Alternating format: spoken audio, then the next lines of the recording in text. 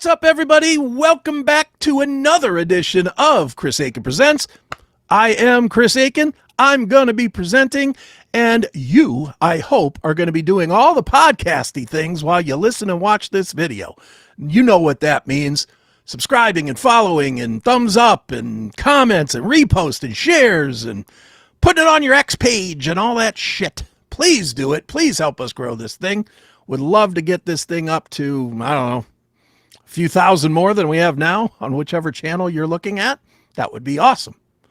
All right, well, let's get into it, shall we?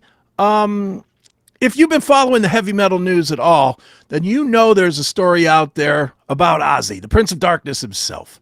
Sharon Osbourne just opened up on the Dumb Blonde podcast about Ozzy's final days, and it's emotional, raw, and honestly, it's just classic Ozzy. It's exactly what you would expect from Ozzy. Last July, if you're a metal fan at all, you know this already, but Ozzy took the stage one final time for the Back to the Beginning concert in Villa Park in Birmingham, England, which, of course, was his hometown. It was a massive farewell. There's a zillion bands that played it. It was 11 hours. It is beyond compelling viewing. If you saw it, you saw it. I'm sure there's clips of all kinds of stuff out there on YouTube of it. It was great. I watched the entire thing. I truly, truly enjoyed it. And it was a very fitting tribute to see Ozzy go out this way. You know, they did an Ozzy set. They did a Black Sabbath set. It was really pretty damn cool. You know, it was this massive farewell. Black Sabbath reunion, of course, after 20 years of not playing together, and Ozzy singing his songs one final time as well, his biggest ones. At the time, though, I mean, we all knew Ozzy didn't look real healthy. We didn't know how sick he actually was. I don't think anybody expected him to die a couple of weeks later. That is for sure. Certainly Sharon Osbourne didn't, although she seemingly knew he was pretty sick. Sharon said doctors warned them 2 weeks before the show he could probably die. And tragically, he did just weeks later. But she explained that Ozzy was adamant. He told her something like, whether I die in 2 weeks or 6 months, I'm still dying. I want to go my way. He needed that stage, that connection with the fans, and he got it. He went out like a rock star. He went out like the king of that fucking stage. Amen, he did. Sharon put it perfectly. He wanted to do this so bad, and he did. He went out like a rock star. This hits different for us old school metalheads, of course. Ozzy survived the 80s madness, the 90s comebacks, everything else. Parkinson's, sepsis, the flip over on the four-wheeler. I mean, he went through a lot of stuff.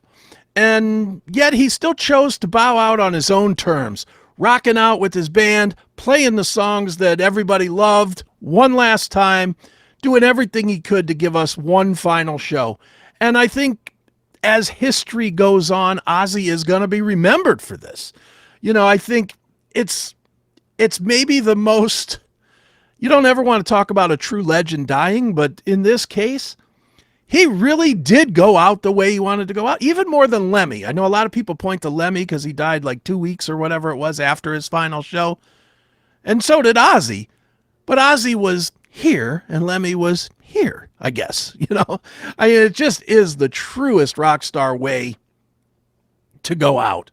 Of course, with this story out there, the internet starts going crazy. Thousands of likes and shares and fan stories. They're all over the place on this story.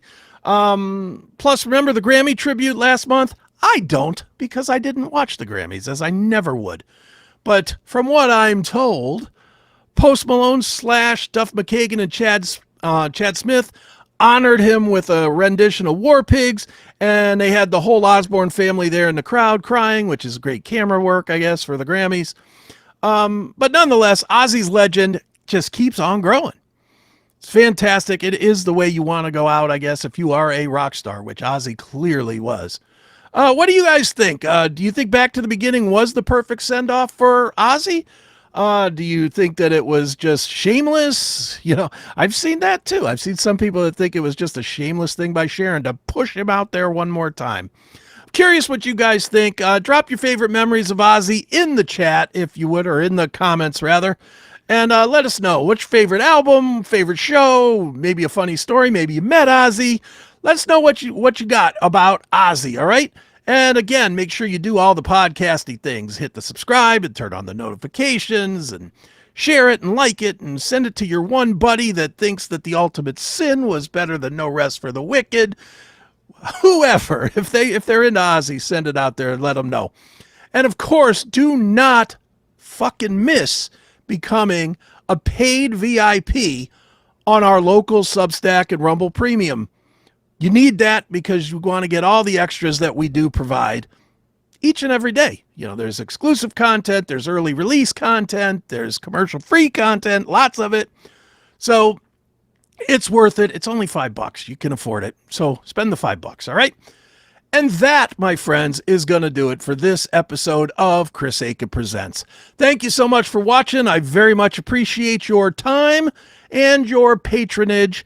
And until tomorrow, that's going to do it for Chris Akin Presents. So for me, Chris Akin, I will see you later. See ya.